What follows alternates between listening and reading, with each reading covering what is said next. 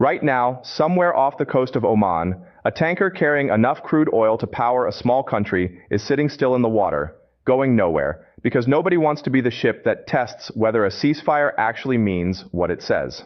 And while most of the world glanced at this story back in the spring, filed it under Middle East, ongoing, and moved on, something has been quietly building in the background that almost nobody is talking about.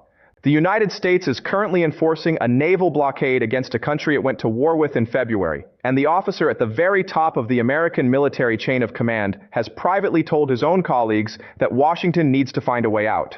Not because the war is unwinnable in the traditional sense, because the kind of victory being asked for may not exist. This is the story of the Strait of Hormuz, but not the version you have already half heard. This is the version about what happens when a superpower builds a trap for its enemy and then discovers, months later, that it has also built a trap for itself. Let's start with why this stretch of water matters more than almost any other place on Earth.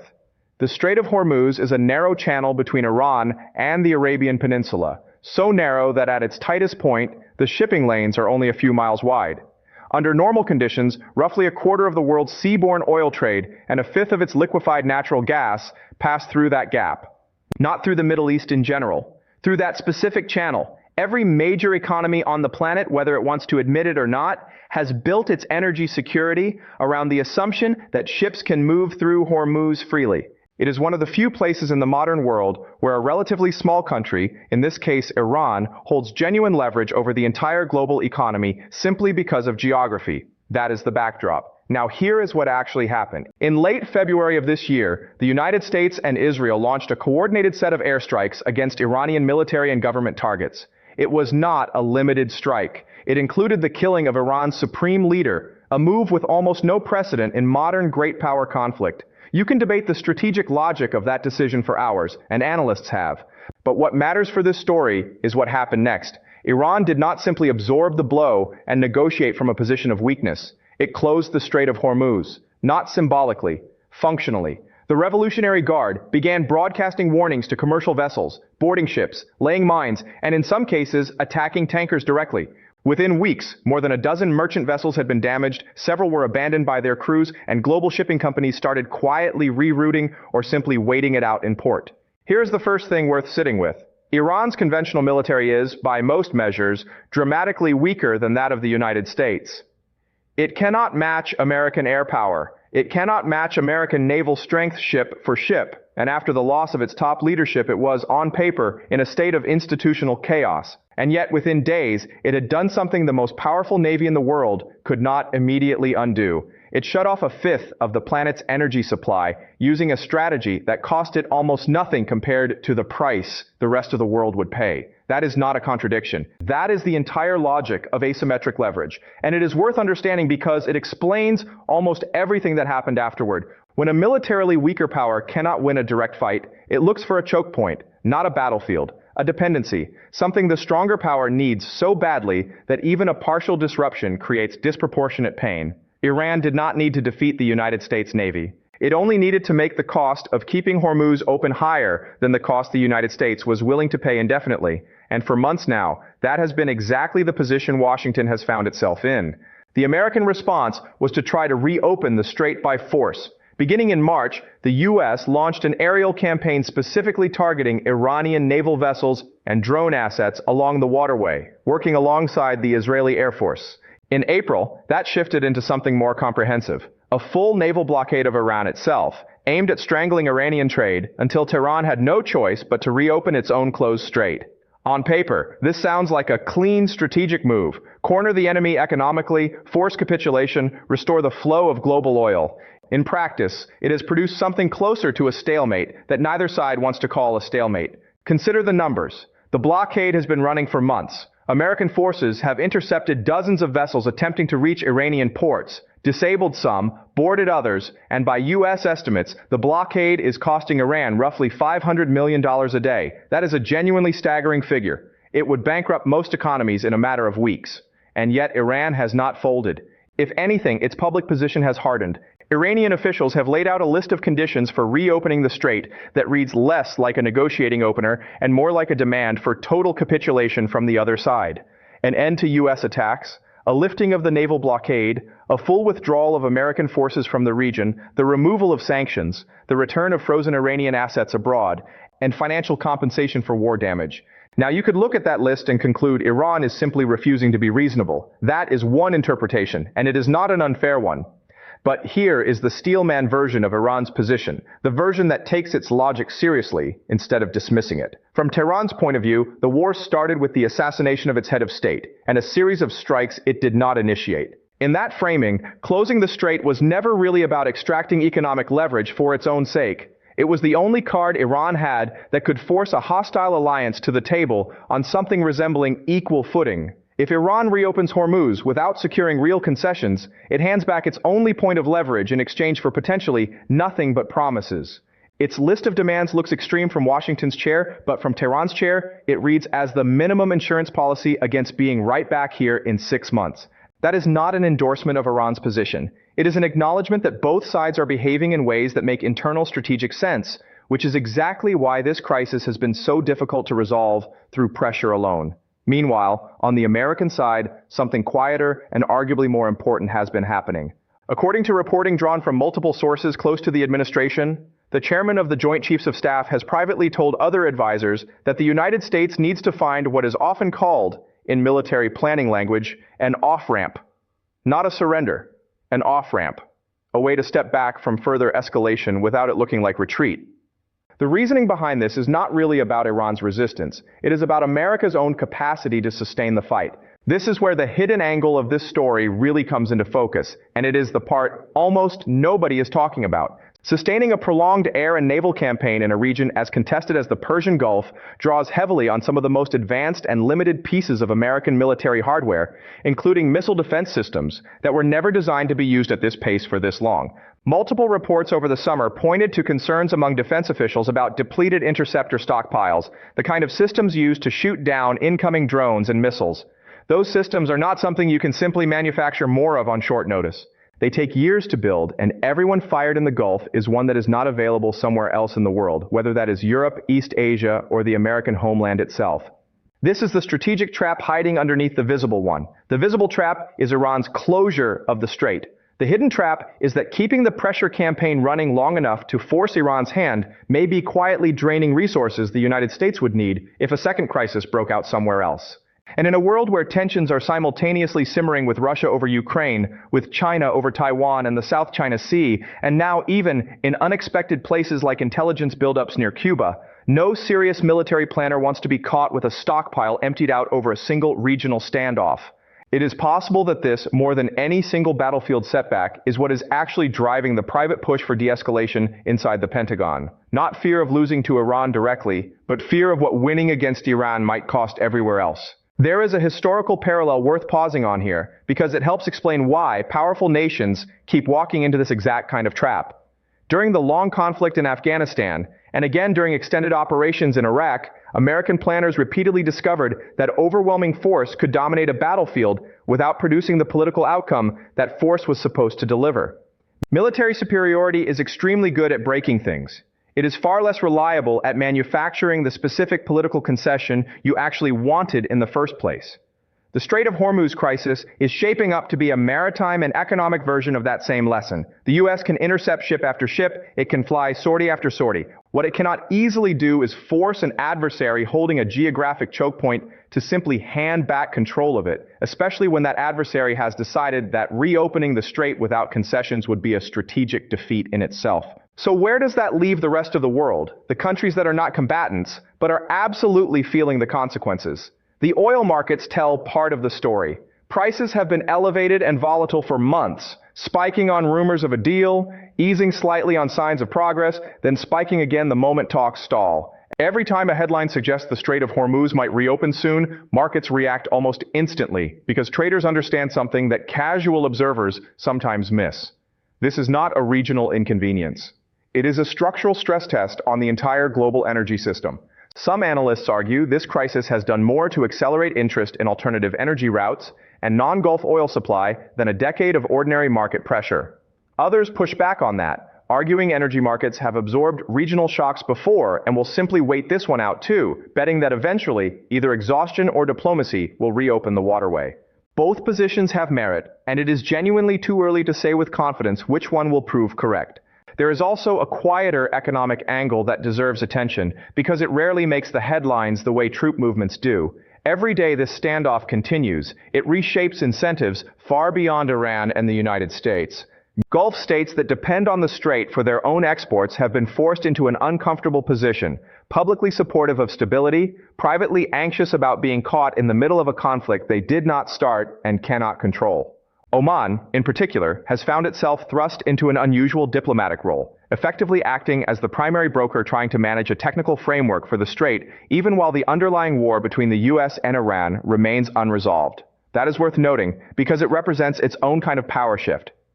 A relatively small Gulf nation, historically known more for quiet diplomacy than geopolitical weight, has become one of the few actors both Washington and Tehran are willing to talk to.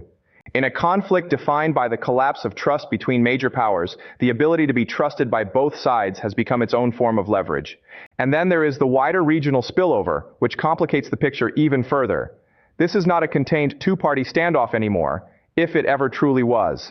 Houthi forces in Yemen, long aligned with Iran's broader network of regional partners, have continued launching attacks against Gulf infrastructure, including strikes on major refining facilities.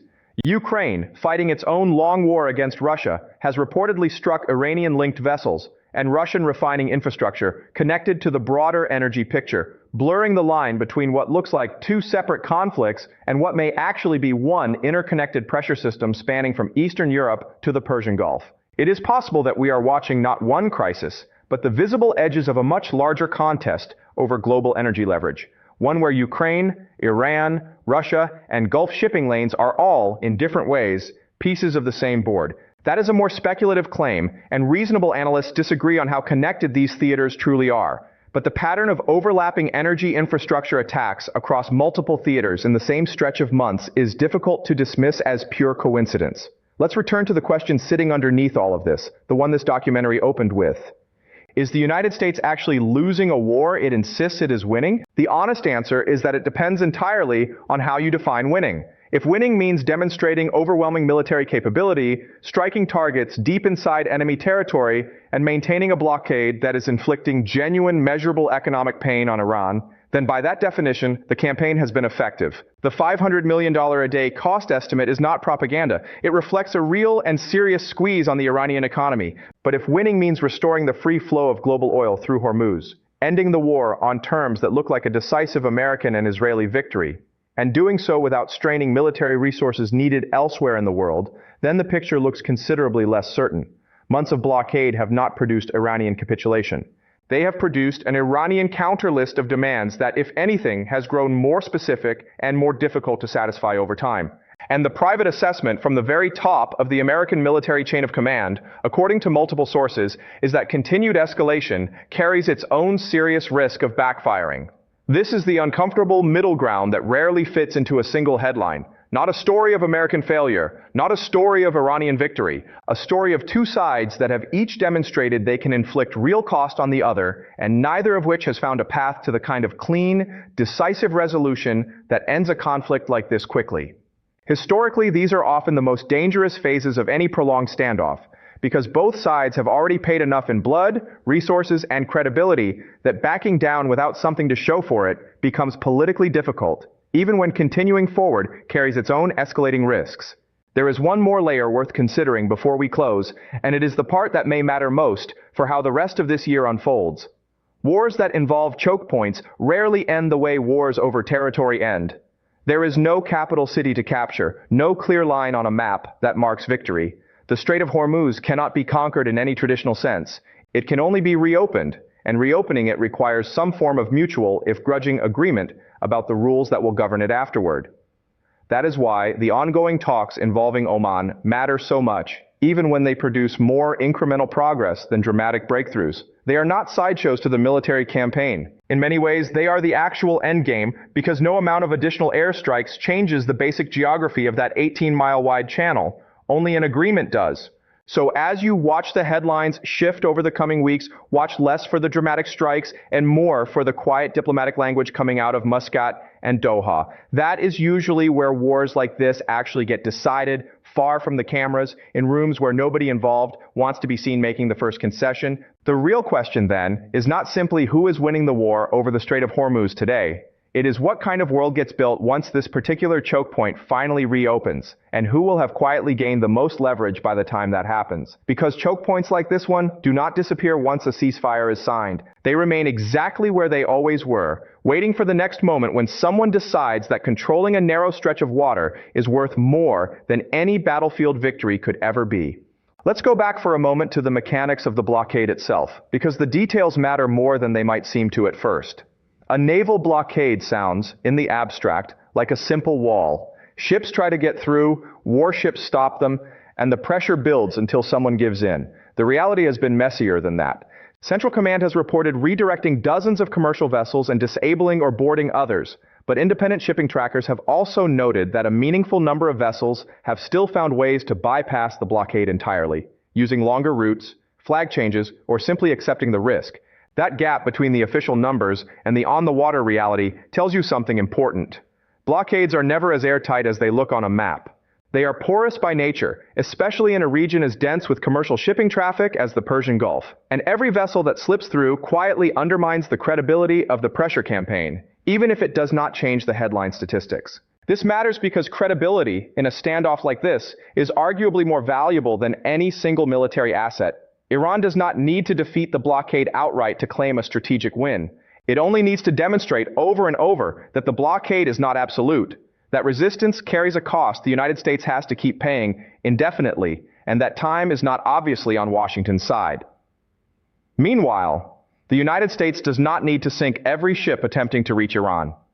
It only needs to make the economic pain severe enough that Iran's own internal political structure starts to buckle under the weight of it. Both sides, in other words, are playing a game of perception layered on top of a game of physical control, and perception has its own momentum that is much harder to manage than logistics. This is where the human cost of the crisis deserves more attention than it typically receives in strategic analysis, because it is easy to talk about barrels of oil and daily dollar losses without pausing on what those numbers actually represent on the ground. Strikes on desalination infrastructure in Iran's southern provinces have reportedly left tens of thousands of people without reliable access to water in a region that was already water-stressed before the war began. Attacks attributed to both sides have damaged port facilities that ordinary dock workers, not soldiers, depend on for their livelihoods.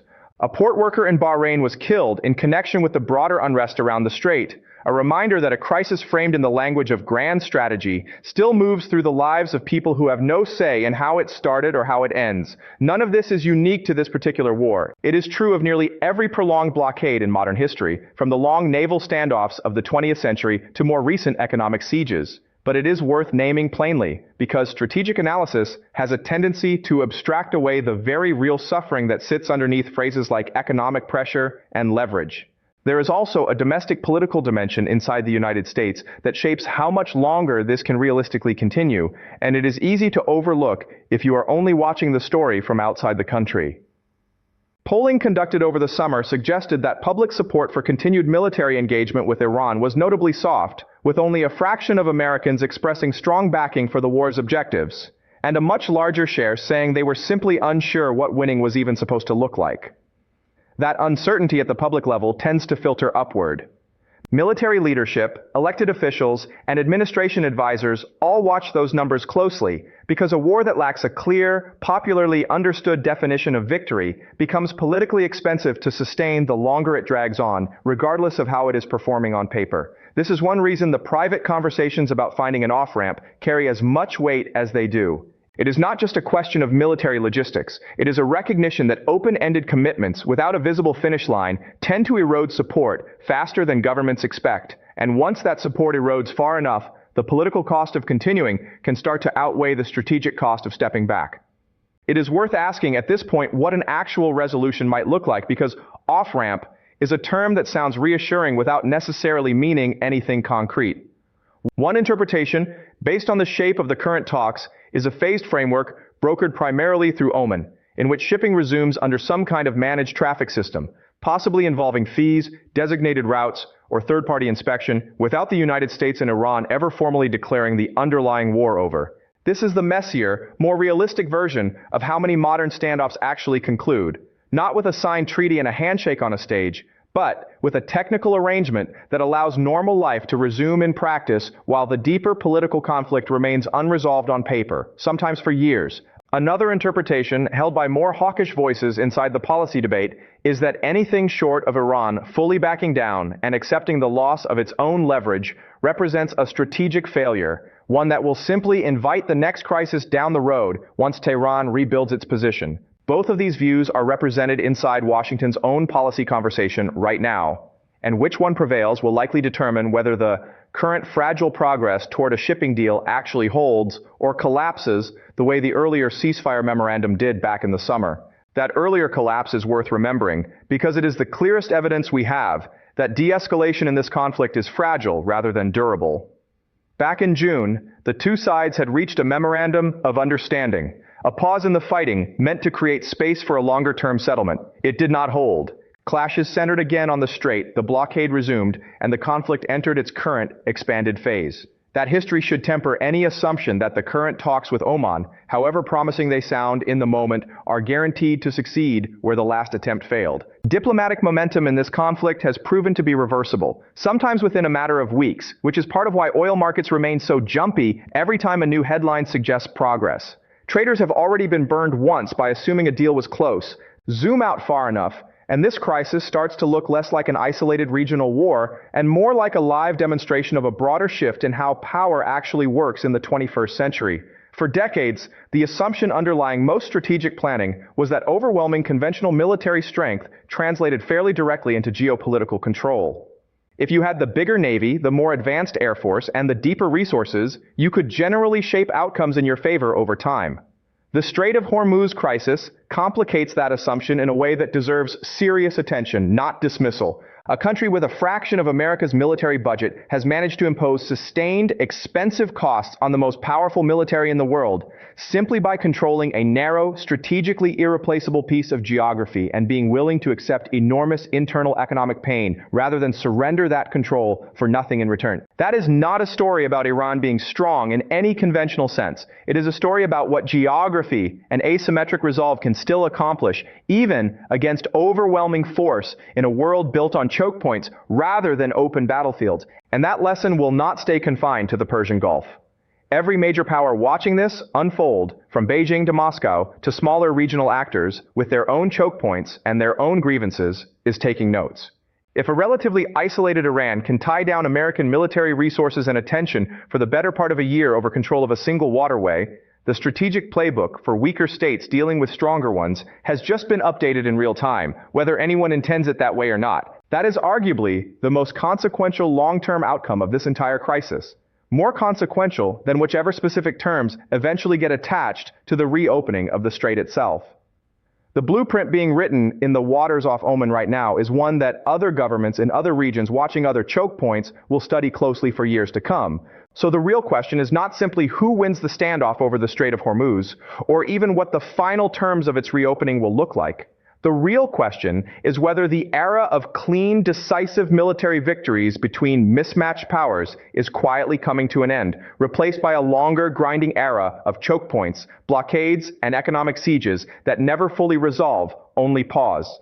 If that is the world now taking shape, then what happened in the waters between Iran and Oman this year may be remembered not as an isolated war, but as the opening chapter of a very different kind of global conflict, one fought less over territory and more over the narrow, irreplaceable spaces the entire world still depends on to function. And that is a question with no expiration date.